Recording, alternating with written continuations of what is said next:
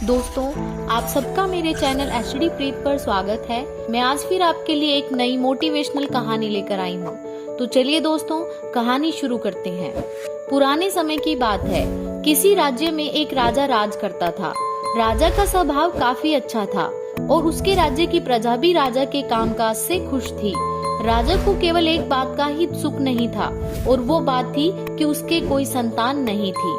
एक दिन राजा को ऐसा विचार आता है कि मैं अपने राज्य में से किसी बच्चे को गोद ले लूं, जिससे मैं उत्तराधिकारी बना पाऊं और वो मेरे आगे के सारे कामकाज संभाल पाए। अब राजा ने तय कर लिया था कि वो अपने राज्य में से किसी बच्चे को गोद लेने वाला है और उसने अपने राज्य में ये घोषणा भी करवा दी थी। राजा की घोषणा के अनुसार सभी बच्चे राजमहल में एकत्रित हुए। राजा इन सभी बच्चों में से किसी एक को गोद लेने वाले थे। राजा ने उन सभी बच्चों को पौधे लगाने के लिए दिए और कहा कि अब हम 5 महीने के बाद मिलेंगे और देखते हैं कि किसका पौधा सबसे अच्छा हुआ होगा। साथ ही साथ राजा ने ये भी कहा कि जिसका पौधा सबसे अच्छा होगा, मैं उस बच्चे को गोद लूंगा। सभी बच्चे अपने अपने घर चले जाते हैं।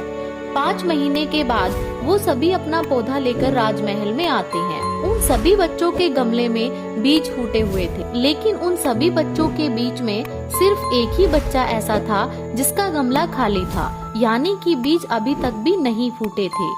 वो बच्चा उन सभी के गमले देखकर डर जाता है और बहुत परेशान हो जाता है। राजा और बाकी सभी की नजर उस बच्चे के गमले की ओर जाती है। राजा तुरंत उस बच्चे के पास जाते हैं और उससे पूछते हैं कि तुम्हारे गमले में क्यों बीज नहीं फूटे हैं। वो बच्चा कहता है कि मैंने हर रोज इसकी देखभाल की थी और मैं हर रोज पौधे को पानी भी देता था, लेकिन पता नहीं मेरे गमले में क्यों बीज नहीं फूटे। सभी बच्चों के गमले देखने के बाद राजा ने उस बच्चे को सभी के सामने बुलाया। वो बच्चा सहमा सा था। राजा ने उस बच्चे का गमला सभी को दिखाया और उसका गमला देखने के बाद बाकी सब बच्चे हंसने लगे। राजा ने कहा, सभी शांत हो जाओ। राजा के हुक्म से सभी शांत हो जाते हैं। उन सभी से वो कहते हैं कि आप सभी को इतना हंसने की जरूरत नहीं है, क्योंकि मैंने आप सभी को जो पौधा दिया था वो बंजर जमीन का था, यानी कि आप कितनी भी मेहनत कर लो लेकिन उसमें कुछ नहीं निकलेगा। जिसका मतलब असली देखभाल ईमानदारी से करने वाला ये सिर्फ अकेला लड़का है। राजा उसकी ईमानदारी से बहुत ज्यादा खुश थे और उन्होंने ये भी देखा कि उसका गमला खाली था। फिर भी वो बच्चा हिम्मत करके राजमहल तक आया। राजा ने उस बच्चे को गोद ले लिया और साथ में ही राज्य का उत्तराधिकारी भी बना दिया। इस बच्चे को अपनी ईमानदारी का फल मिलता है। वो बहुत ज्यादा खुश हो गया। दोस्तों, हमें इस कहानी से यह शिक्षा मिलती है कि ईमानदारी का होना बहुत जरूरी होता है।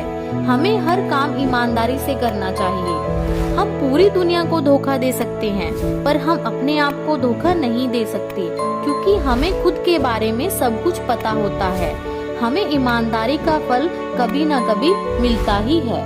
दोस्तों, अगर आपको मेरी ये कहानी पसंद आई हो तो वीडियो को लाइक करें, शेयर करें और चैनल को सब्सक्राइब करना ना भूलें। साथ ही साथ कमेंट बॉक्स में भी बताएं कि आपको हमारी ये कहानी कैसी लगी।